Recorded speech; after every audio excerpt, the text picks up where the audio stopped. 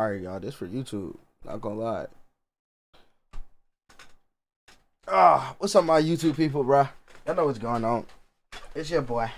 I'm back. We got KIRAII. Yes, we going right back to it. We got KIRAII again, bro. We trying to see this. This back when the Hawk wasn't nerfed and it looked like the 2003 Hawk. We finna hop straight into it. You know, I'm streaming. It's all good vibes, man. It's all love. Good energy. Talking about say cheese, bro. Peep game. The movie starts in 1966 as David Banner is working on a super soldier serum for the government. Hey, bro, you better not have mixing animal. You better not have a screenshot of that, brody. What's the camera for? What's your camera for? No. Peep game. The movie starts in 1966 as David Banner is working on a super soldier serum for the government. They find out bro is just mixing animal and human DNA, doing strange evil shit to the human immune system. They told him no human experiments, and instead he tests on himself. He even got his wife pregnant in the middle of doing human trials. So Bruce had latent crash out potential just hiding in his DNA the entire time. Obviously somebody had to put a stop to it. That being Officer Ross at the time, who has seen enough horror movies to be suspicious of a mad scientist. Ross understandably takes him off the project. David Banner ascends to the Hall of Crash Outs by setting the nuclear reactors to critical, surely murdering all of these innocent people that had nothing to do with this. But he doesn't stop there. He runs. Said this what they need. Peter 3:9. The Lord does not want anyone to be destroyed, but wants everyone to repent. Real. Repent, nigga. All the way back to his house on the military base. Kills Bruce Banner's mom just for the love of the sport. The entire time, Bruce is developing his dissociative personality disorder. Because he's 4, he doesn't remember any of this and believes that his parents both died. After his mom was killed, his dad was put in jail, and he was raised by a completely different family under the name Bruce Kren, the exact field that his father did. Dad, I just found out that kinks are hereditary. Yes. Listen. Yes. So they are. I can explain. Transforming these frogs into suicide bombers in attempts to find a regeneration serum. And the thought of trying to regenerate cells via radiation is actually fucking hilarious. This is like trying to cure a cut with cancer. With controlled cancer. Betty Ross has also recently broken up with Bruce. She says it's because he's way too emotionally unavailable, but she's the type to say that when you text type shit back after a trauma dump. You're lucky. My mother died last year after a long illness. You got your GoFundMe money, so shut up! So I don't believe her for one damn second. It's fucking 17 minutes into the movie and she's already bitching at Bruce for not caring who his parents were. Like, she is mad at him. I don't understand why you don't want to find out about them. Cause you don't give a fuck. Dad, they died before I can remember anything. And why do you always come back to this? Guess I figure there's more to you than you like to show. Guess there couldn't be any less. Like, come using on, bro. every guilt trip tactic in the book around start. She tells Bruce that she's having a reoccurring dream where he chokes her out as a little girl. And he's looking like, what the fuck am I supposed to do with that information? Oh, this bro. Bitch is incredibly bipolar. And Shorty keep bringing that up in the lab, making that shit awkward at the workplace. Basically giving this nigga ammo for when he crashes out later in the movie. To make things worse, there's a private weapons contractor trying to buy out the lab. Even makes it seem like he's trying to buy out Betty. During a routine experiment, something goes wrong, causing a critical meltdown. Captain Save-A-Ho Bruce over here knocks Buddy out the way and shields everybody from the blast with his body, eating gamma radiation to the face like that shit was artificially flavored. The average man would have his organs liquefied in seconds, but Bruce is completely unscathed as he wakes up in the med bay. Somehow he plays this off with just I'm built different. When Bruce wakes up again, he's looking directly eye to eye with the janitor. Claims he's his long lost pops who got locked up 30 years ago, put away for his Full Metal Alchemist type crimes to humanity. He tries to convince him that he's the only path to help, but Bruce has no idea who this nigga is or what he's trying to help with, so he tells him to get his stinky ass out of his hospital room. It's been inside. I'm gonna watch this movie again. Now we will understand it. We will my nose! That can't be his breath. Now the next night, Bruce is in his office and all of his bottled emotions start to bubble up to the surface. Thinking about his dad and how Betty just slimed him out, it triggers the crash out genes earlier activated by the gamma radiation, transforming him into the legendary Omega Crash Out himself. The big nigga. The big guy's on it.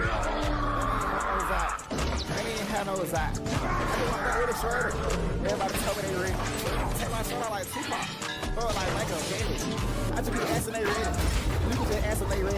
destroying the entire building in the process. This is highly purposeful destruction, chucking a nuclear reactor through a wall on the second story, and putting a prime hammer fist through all of these desks. Even almost murks his own pops, but decides not to at the last second. And Betty finds him laid out at his house with the back door blown out. Thought he got ambushed by a booty warrior. She's in the middle of questioning him about what happened while he's eating like a prisoner. He's gripping the goddamn turkey with his hands like he hasn't eaten in a week. But General Ross and some of the Secret Service show up at his door. They've put 2 and 2 together that Bruce is David Banner's kid. And 30 years after lockup, right after he gets released, there's another lab-destroying incident at the place that his son works. Betty goes to David Banner's house without any real fucking plan. Gets incredibly close, and she lets him. This exact instance is what pepper spray is for. It gives him enough time to capture her scent with this rag or something so he can sick these super mutant dogs on her. He even calls him to quite literally rage bait his own son. What I need you to do is I need you to take a nearest rope that you got. You know what though? Why he low-key look like he could have been Superman? Is I need you to take. Like he got that face, bro. Give him blue eyes.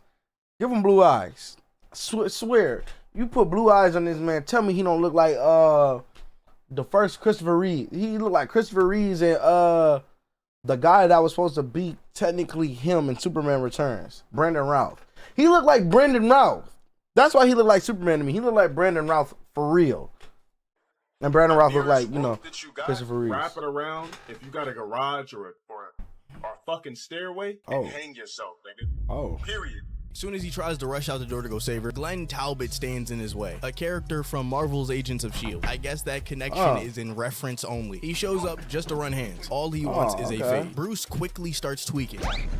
Damn. He watched Gang make a full transformation instead of exiting stage left as soon as you saw a nigga morphing into the Grinch. Literally kicked to the curb and Hulk still got his socks on. Them hoes are stretchy as hell. They dump multiple MP5 magazines into this man. Not only are the bullets ineffective, they're only making him bigger, stronger, and angry. And with all that rage in his system, he slimes out bro one more time and goes to save Betty, who is far too calm to be seeing a giant green man standing shirtless outside of her cabin. You know, I would at least be concerned, but instead Betty is just dumbfounded by how ugly this nigga looks. So they just stare at each other for 60 straight seconds until they're abruptly cut off by the hellhounds, who are chasing down Betty's scent like the snack she is, I assume to feast on her intestines. If it wasn't for the incredible crash out, immediately grips a log and starts playing whack-a-mole. 2 of them try to rush him and take the bat, while his throat goblin poodle tries to kill Betty Ross through a windshield. So Hulk figures he can kill 2 birds with 1 stone by killing 3 dogs with 1 log, and tosses all of them into a pile. But they're infused with a portion of King Crash Out DNA, so they get the lick back like a BO2 score streak. Using hyena tactics to try to eat this nigga while he's alive, they make the grave mistake of trying to go for his meat. And that's how these mutts genuinely sealed their fate. He gripped the poodle up and smacked the God for the combo reset and smacked the whole See, you know, when you actually watching this scene, it's like very dark in this scene. Because, you know, that was a tactic for a lot of movies having CGI back then. My bad.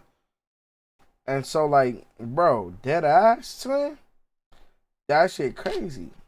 I did not see him full on heat. Poodle up and smacked picked her up for the combo reset and smacked the home run on another one. Purposely and vindictively takes the time out of his day to punch this other dog in the dick. Then expertly weaves this 2-man with a single jump. Brutally folds the first one by putting his arm through its face. Somehow it wasn't dead yet, so he needed a follow-up slam, topped off with a sturdy down smash, turning this dog into organs in the shape of a dog, and turns around and throws the poodle so hard it disintegrates in midair. The last one tries to sneak up on him, thinking that that'll improve its chances, but it got converted into green mist before Betty could even blink. He turns back into Bruce in front of Betty and tries to kill her for some reason. She calls her dad, General Ross, to come get him, so the SWAT team knock on the door and hit him with a horse tranquilizer, taking him back to the same desert military base where it all started. And they damn sure let us know with 14 million transitions. They give you every angle and detail of his transport and location, just to give you some scale when he effortlessly breaks out of this shit. During Bruce's lockup in Supermax, Brian Banner is at his lab, trying to inhale some gamma gas to activate his mutated DNA. Through his radiation exposure, gets the ability to absorb anything he touches. Bro turned himself into Kevin 11. An officer walks in to see this unhoused, poorly washed old man tampering with top secret military nuclear equipment. So he's already thinking about blicking this nigga down while he's mid Zamasu dialogue. But he was not fast enough to the draw. As soon as Brian saw him twitching, he hit him with a slam dunk straight out of Brown Braun's picture book. Slam that nigga out faster than me if I got superpowers. Around this time, the Quaaludes start to wear off and he wakes up around the military base, with Betty Ross in his face trying to bait whatever emotional reaction she can. She even takes him to the place where where his dad OJ Simpson's his mom, which has Bruce on the edge of a panic attack about opening a door. This level of PTSD is like when Kakashi got put in Tsukiyomi. Bro is making frag victim faces trying to figure out all the repressed memories, just narrowly avoiding a full-scale Titan ship. But after that, Betty's access to Bruce is restricted, and clearance is handed over to the private contractor. Talbot limps in after his last encounter with Mr. Incredible, having learned nothing from getting hospitalized from a literal monster. His fucking genius plan is to get Bruce to turn into the Hulk and then take a sample. How do you legitimately have negative amounts of survival instinct? Life insurance in the Marvel Universe has to state shit like this is attempted suicide, right? Cause stepping in this tight-ass room with an enraged Hulk is akin to jumping off a 6-story building. Fuck you gonna blame gravity? You know what? While I get a good look at it, Bruce Banner a good like 6'2" in this movie. I find it hard to believe he can't fold this nigga without transforming. Anyway, he came in here begging for smoke with this electric cattle prod. Thought that would protect him from the Hulk. Talbot throws him into the Namekian chamber because he refused to turn. So they artificially try to anger him via chemically induced nightmares. Doesn't that sound like a brilliant idea? Giving an unstoppable bulletproof rage beast Vietnam flashbacks. That was these niggas' best idea. Surprising to no one, he unlocks all the repressed memories. Kaiju ships in the containment pod, cracking that shit open like Wolverine, reporting a 12.5 crash out on the Richter scale. They fill the room with sleeping gas, but a hot Chewie clears that shit up in an instant. Hulk is tearing through walls like paper mache, moving around a base like a horror movie villain. And with all of their gathered knowledge so far, they choose to shoot non-lethal rounds.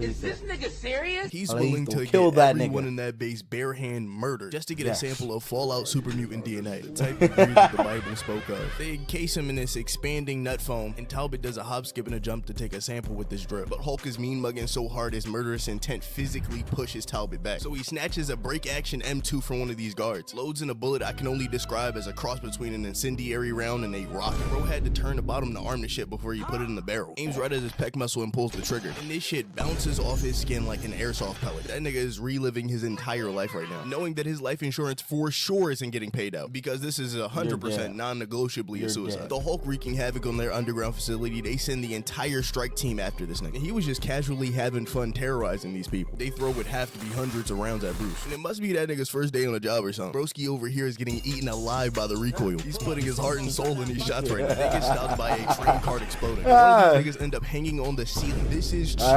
terror. I don't blame him. Is so resistant to bullets, it has General Ross legitimately sweating buckets. He intentionally leads him out, leading Hulk to bust out of that bitch with the boosters on. Heads over to his childhood home to fully absorb all of his repressed memories. And Ross uses this as a perfect time to start the combo chain. First a Moab into Bro's house, then a fireworks style spray of hailstorm, followed up by a row of tanks. Crumble them chains.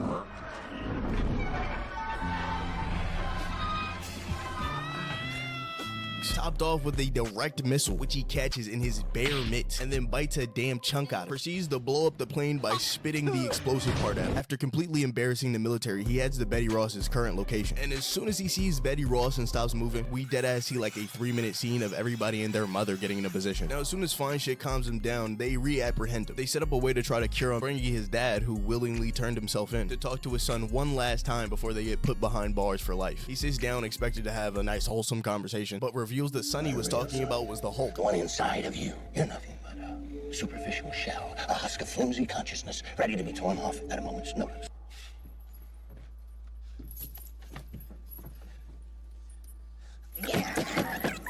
This nigga is the prime crash out from which the Hulk genetics spawned from. So he starts munching on the power cord, knowing they're gonna flip the switch to try to murder him, absorbing all the energy in the cord, shifting Bruce in the process. And they shoot up into the sky to have this Records of Ragnarok slideshow ass fight. They get to the ground and David Banner's just absorbing everything around him, including the Hulk, so all grabs, holds, and chokes are off limits. Which makes Bruce throw him in this pond. It has to be the worst idea, nigga. He absorbs everything he touches. How are you going to box Fluke? It was so wicked, bro. The bag of rocks and the surrounding area drops to absolute zero, as his dad is trying to suck the energy out of everything. But the angrier the Hulk gets, the more powerful he is, which ends up being too much energy for David Banner to store. Combined with this nuke General Ross decided to drop on both of their noggins, the absorbing man was popped like a grape, which leads him to hide in South America, leaving General Ross to still suspect he didn't die in the blast. If you want to see the 2008 movie where they somehow made a reboot and a sequel at the same time, watch.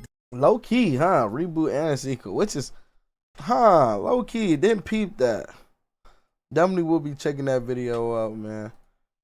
I'm not gonna lie. I definitely fuck with bro content. Oh, shit. Hi, y'all don't mind me, bro. I've been streaming for a little bit. I'm a little tired. But it's gonna be more videos probably recorded within this same stream. So if y'all see me talking to people, it's not the voices, man. I'm on stream, alright? Y'all check KIRAII out, bro. Nigga tough. Y'all 2 stream.